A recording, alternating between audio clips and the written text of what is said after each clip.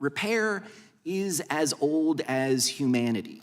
Our Paleolithic ancestors repaired hand axes and other primitive tools.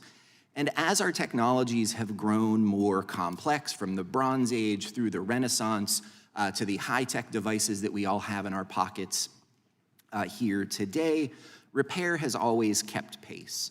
But today, manufacturers are employing a range of strategies that restrict repair, from their hardware and software design choices to clampdowns on secondary markets.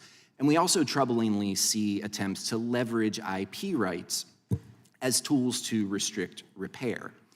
These efforts are a major departure from the historical treatment of repair under the law. The right to repair is not only consistent with nearly 2 centuries of IP law in the United States, it reflects half a millennium of common law property doctrine that rejects post-sale restrictions on personal property. As early as the 15th century, English property law recognized that once a property owner sells an item, efforts to restrain how the new owner of that item can use it are inconsistent with the essential nature of private property and obnoxious to public policy. As the Supreme Court has repeatedly recognized, IP law's respect for the property interests of purchasers of copyrighted and patented goods was profoundly shaped by this common law tradition.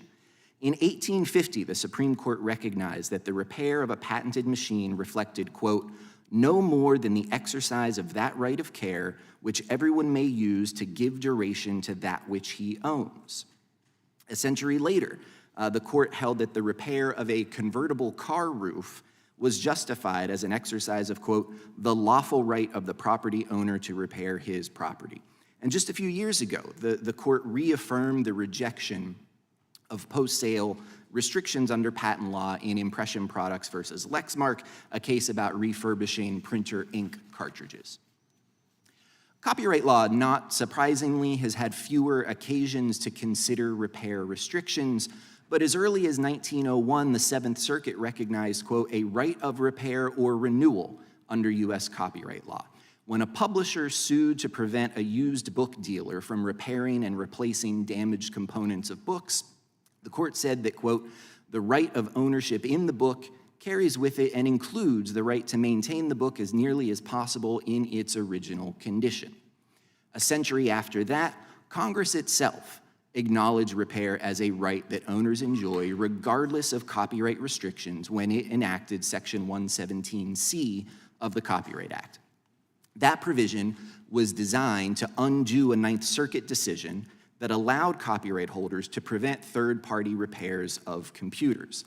Section 117C explicitly permits owners of machines to make copies of computer programs in the course of maintenance or repair.